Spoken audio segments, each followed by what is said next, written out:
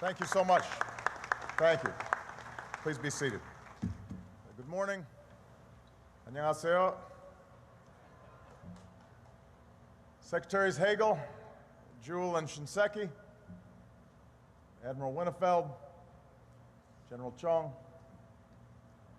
all our friends from the Republic of Korea, including the legendary General Paek Son-yup, distinguished guests, and most of all, veterans of the Korean War and your families.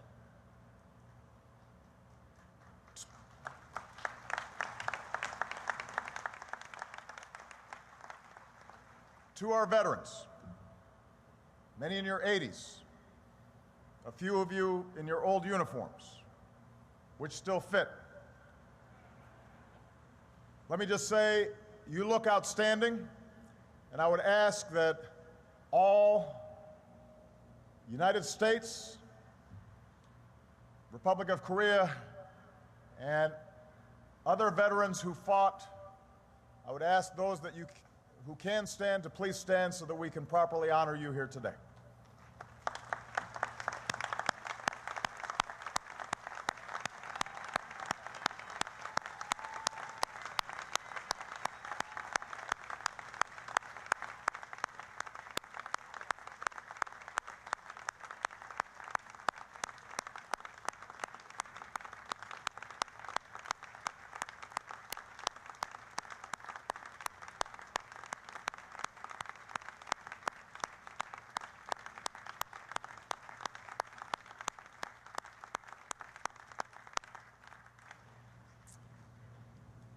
July 27th,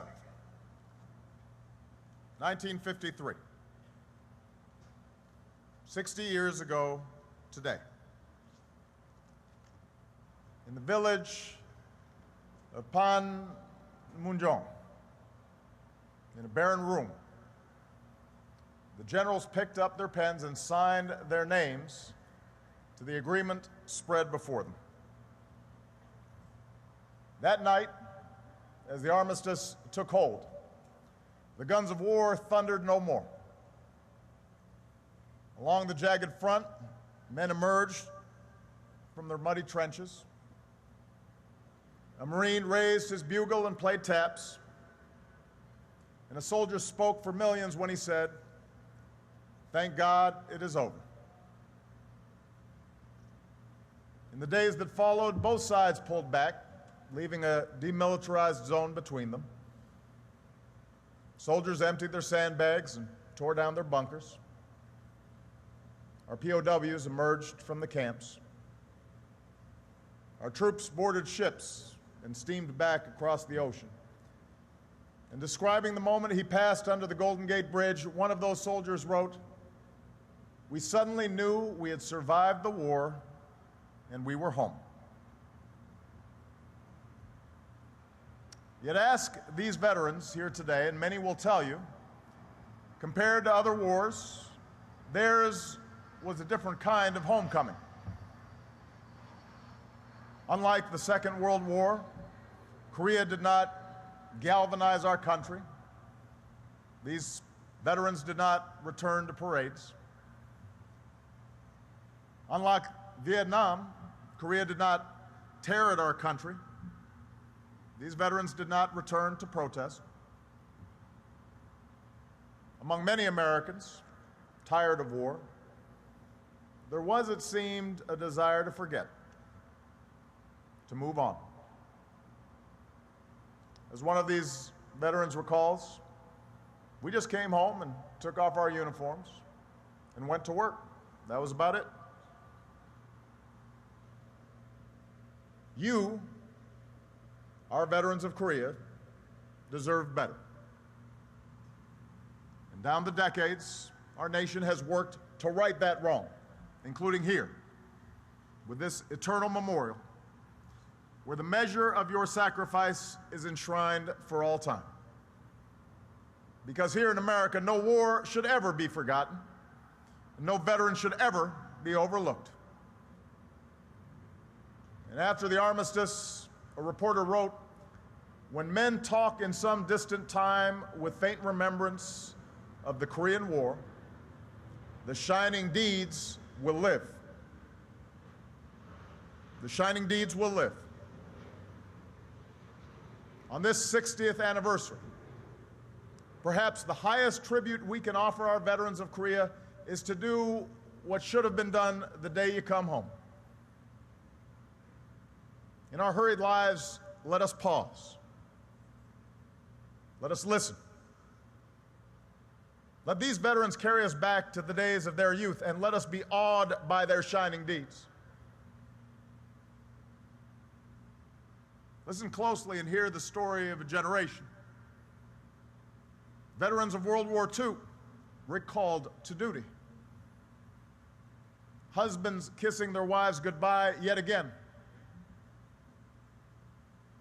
Young men, some just boys, 18, 19, 20 years old, leaving behind everyone they loved to defend a country they never knew and a people they never met.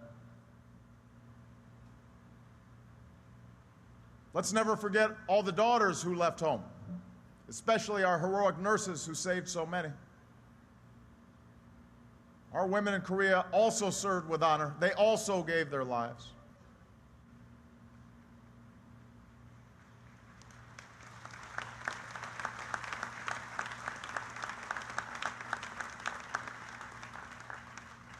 Listen and hear how these Americans faced down their fears and did their duty.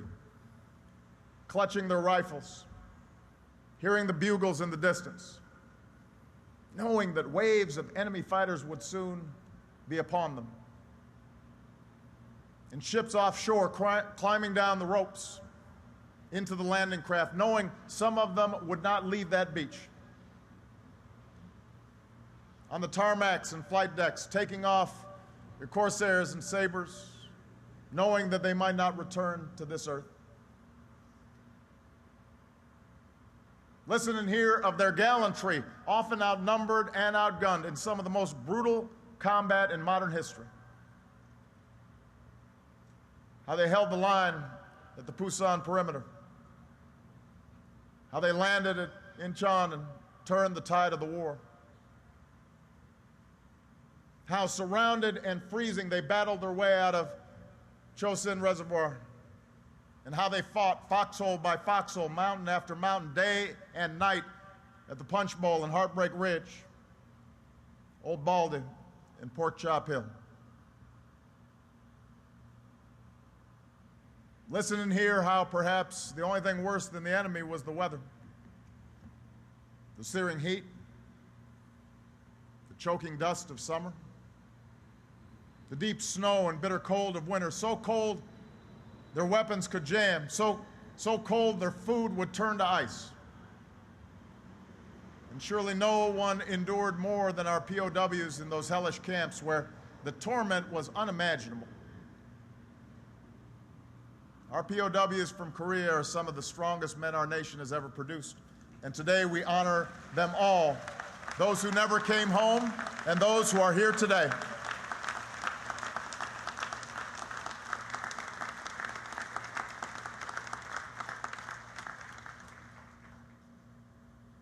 Listen to these veterans, and you'll also hear of the resilience of the human spirit.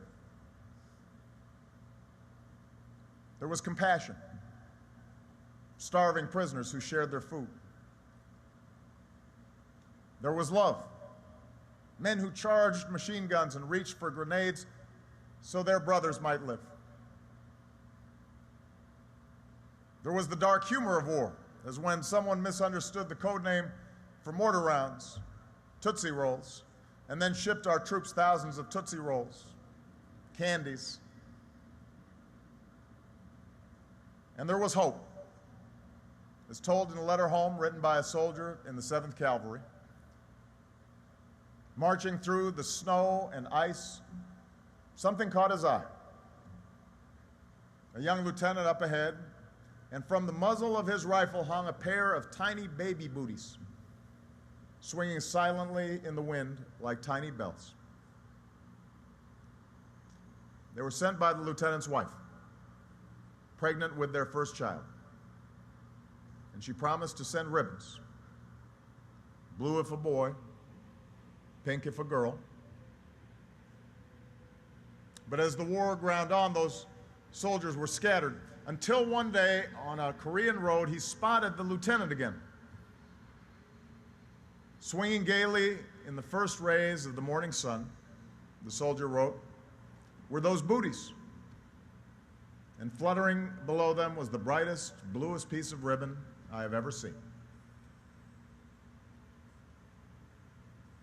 6 decades on, these moments may seem like faint remembrances of a distant time. But for you, our Korean veterans and your families, I know it must feel sometimes just like yesterday. And on days such as this, you're back there once more. For Korea was the fire that helped to forge you. And as we listen to the story of your service, I say let us also learn, because your lives hold lessons for us today. Korea taught us the perils when we failed to prepare. After the Second World War, a rapid drawdown left our troops under-equipped, so that in the early days of Korea, their rockets literally bounced off enemy tanks. Today, as we end a decade of war and reorient our forces for the future, as we make hard choices at home, our allies and adversaries must know the United States of America will maintain the strongest military the world has ever known, bar none, always. That is what we do.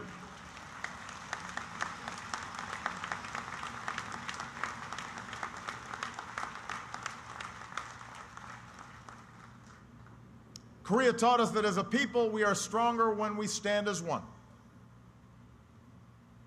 On President Truman's orders, our troops served together in integrated units. And the heroism of African Americans in Korea, and Latinos, and Asian Americans, and Native Americans advanced the idea, if these Americans could live and work together over there, surely we could do the same thing here at home.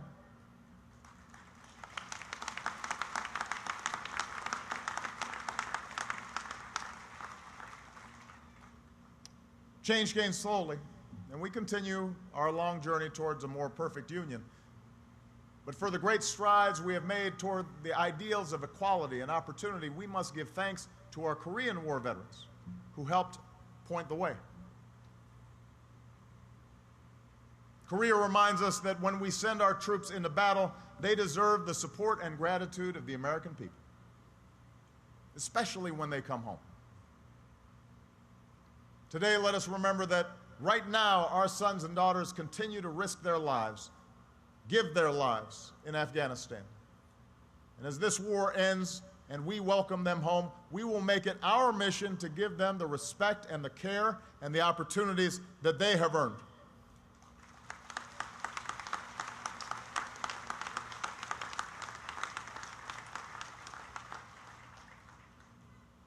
And Korea reminds us that our obligations to our fallen and their families endure long after the battle ends.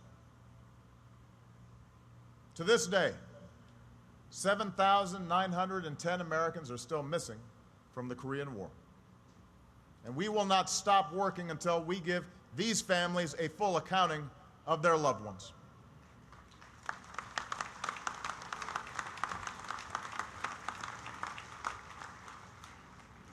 Like Sergeant First Class William Robinson, 26 years old, missing for 63 years. This week, in Indiantown Gap, Pennsylvania, the Robinsons will welcome their uncle home and finally lay him to rest with full military honors.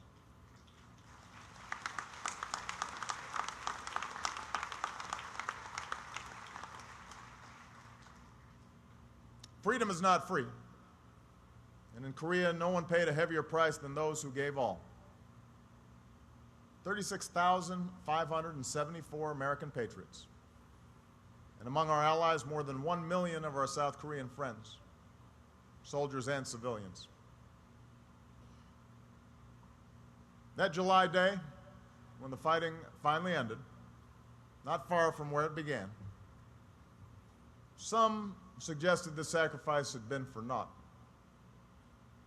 They summed it up with a phrase, die for a time. It took many decades for this memorial to gain its rightful place on this great mall where we tell our American story. It has perhaps taken even longer to see clearly and understand fully the true legacy of your service. But here, today, we can say with confidence, that war was no tie. Korea was a victory. When 50 million South Koreans live in freedom, a vibrant democracy, one of the world's most dynamic economies, in stark contrast to the repression and poverty of the North, that is a victory, and that is your legacy.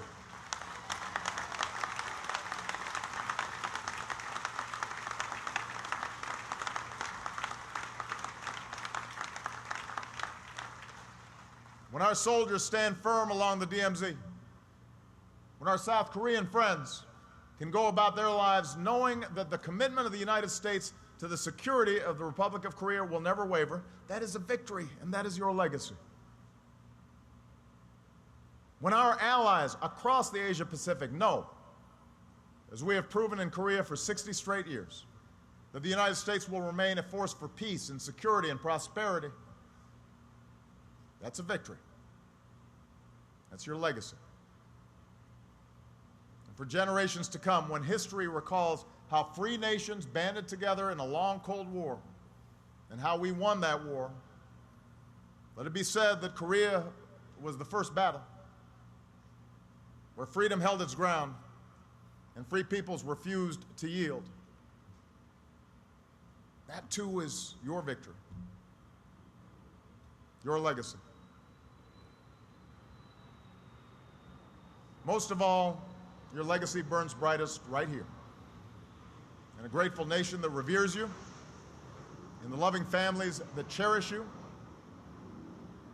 like that young soldier with those baby booties swinging from his rifle. Ever since the war, the story of that soldier has been passed among our Korean War vets. Some of you may have heard it before. And many may have wondered, what became of that soldier? Today, 6 decades later, we now know because we found him. His was Richard Shank from St. Louis, Missouri. For his valor in Korea, he earned the Silver Star. Yes, Dick survived the war. He returned home. He held his baby boy in his arms. He was able to be a father to his son. But this story doesn't end there, because like so many of you, Dick continued to serve in uniform. His son grew into a man, got married, had children of his own. Those children are now adults themselves, scattered across the country. And like so many American families, they still speak with pride of their grandfather's service in Korea. Today, Dick Shank lives in Gainesville, Florida, and I believe he's watching us this morning. He's 84 years old, recovering from a recent fall while roller skating. Life is short, he says, and I just keep on living it. And one of the ways he keeps living it is by meeting up every year with his buddies from Korea and recalling the time they shared together in that fight, which ended 60 years ago today. Veterans of the Korean War, in the spring of your youth, you learned how short and precious life can be. And because of you, millions of people can keep on living it in freedom and in peace. Your lives are an inspiration. Your service will never be forgotten. You have the thanks of a grateful nation, and your shining deeds will live now and forever. May God bless those who gave all in Korea. May God bless you and your families. May God bless the alliances that help secure our prosperity and our security, and may God continue to bless these United States of America. Thank you very much.